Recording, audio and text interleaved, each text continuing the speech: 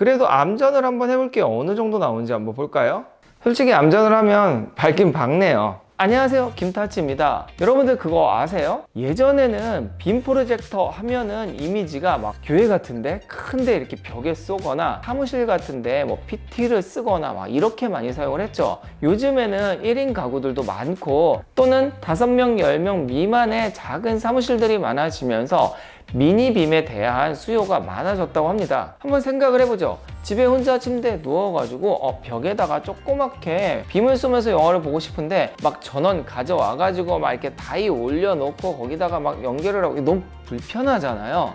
그럴 때 조그만 빔 하나 이렇게 톡 세워가지고 그렇게 크지 않아도 뭐 60, 70, 80인치 정도 되는 벽에다가 보면서 잠을 잔다든지, 예전에는 중국에서 가격이 저렴하면서 사실 그렇게 퀄리티가 좋지 않은 제품들이 되게 많이 팔렸다고 하는데요. 오늘 제가 얘기할 제품은 가격은 싸면서 기능 많이 들어가 있고 퀄리티도 괜찮은 제품입니다. 바로 뷰소닉의 M1 미니 플러스예요. 박스만 봐도 아시겠지만 굉장히 작아요. 이 안에 내용물은 훨씬 작겠죠. 우선 언박싱 해보고 계속 이야기해보죠. 자, 우선은 뚜껑을 따볼게요.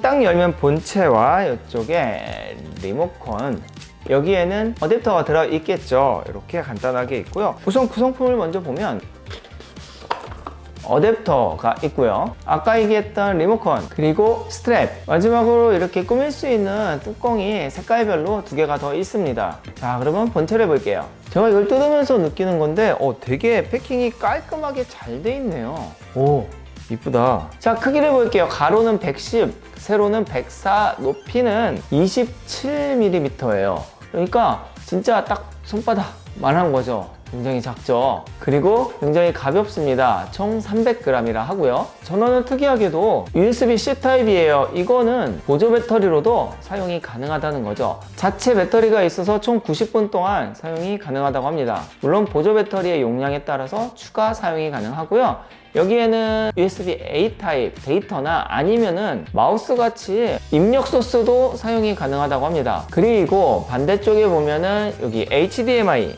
포트가 있어요. 이걸로 아마 입력이 되겠죠. 그리고 한 가지 좋은 게 뭐냐면 이렇게 각도가 위아래로 움직여져요. 그래서 이렇게 세워서 쓰기도 하고 각도 조절을 해서 사용하기도 합니다. 그리고 마지막으로 이렇게 열면은 앞쪽에 렌즈가 있는데요. 되게 작네요.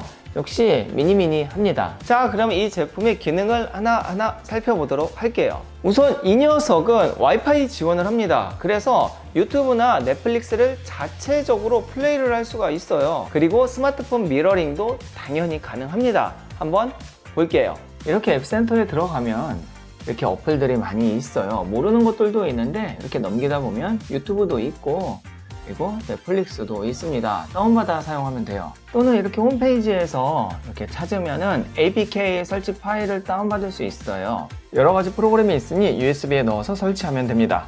아이폰 같은 경우에는 바로 미러링이 가능하고, 안드로이드 같은 경우에는 이렇게 구글 홈을 이용해서 연결을 하면 됩니다. 네, 이렇게 제 화면이 나오고 있습니다. 네, 이렇게 미러링이 되고 소리도 꽤 크네요. 지금 소리는 미니빔에서 나오는 소리예요.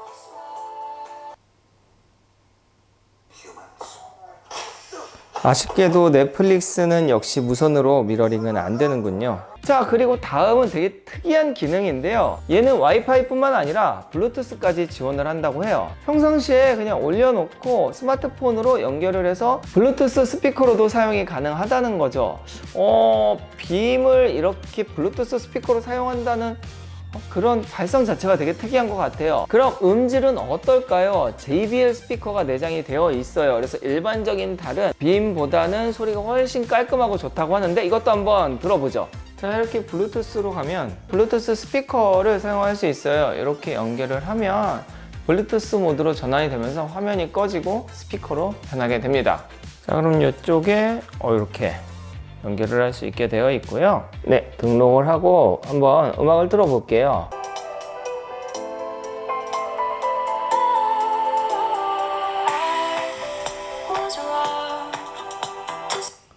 크기가 나쁘지 않네요. 자, 다음 특징은 밝기예요. 아쉽게도 120 루멘입니다. 120 루멘 하면 어느 정도인지 감이 안 오시죠? 어느 정도냐면 밝은 주간에는 잘 안 보이는 정도고요. 실내에서 약간 어두운 형광등 있는 곳에서는 어느 정도 볼 수 있을 정도입니다. 완전 암전을 하지 않아도 보이기 때문에 사무실에서 프레젠테이션이나 아니면 침대에 누워서 완전히 불 끄지 않고도 저녁에 편하게 영화를 볼 수 있는 거죠. 최대 1080까지 지원을 하는데요. 한번 볼게요. 이렇게 일반적인 등 아래에서는 이 정도로 보입니다. 그러니까 너무 암전을 할 필요는 없다는 이야기예요.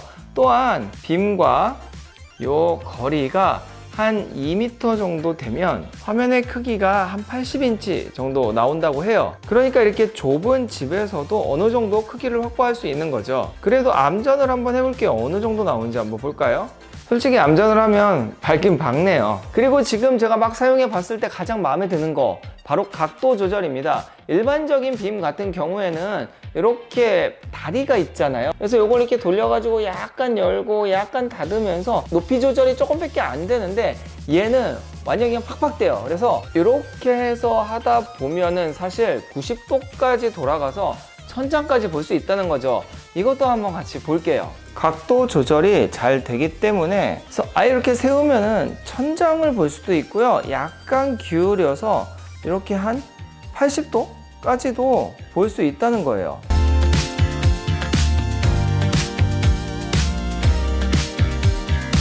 자, 마지막으로 그 외의 특징들을 한번 보면 먼저 램프 수명이에요. 총 3만 시간이라고 하는데요. 이거는 뭐 한 10년, 20년 써도 램프 수명만 봤을 때는 뭐 다 사용을 못할 정도니까 거의 반영구적이라고 봐야 되고요. 그리고 이 뚜껑 모양의 색깔도 총 3개가 있기 때문에 갈아 낄 수 있고 또한 여기에다가 스킨을 붙일 수도 있어요. 스킨은 따로 판매를 하니까 홈페이지 가서 구매를 해서 그때그때마다 내 마음에 맞게 꾸밀 수가 있는 것도 장점입니다. 그리고 반대로 이렇게 스마트폰을 거꾸로 충전을 할 수 있어요. 그러니까 보조 배터리 역할도 한다는 거죠. 급할 때는 유용하게 쓸 것 같아요. 자, 어떤가요? 이 작은 녀석이 굉장히 많은 기능을 가지고 있고 가격은 20만원 후반대로 나왔는데요. 제가 좀 검색을 해보니까 20만원 후반대 이 정도 성능에 이 정도 효용성이 있는 제품이 몇 개 없더라고요. 그래서 뷰소닉의 M1 미니 플러스가 가성비가 좋다라는 말씀을 마지막으로 드리면서 오늘 영상 마무리하겠습니다. 자, 그럼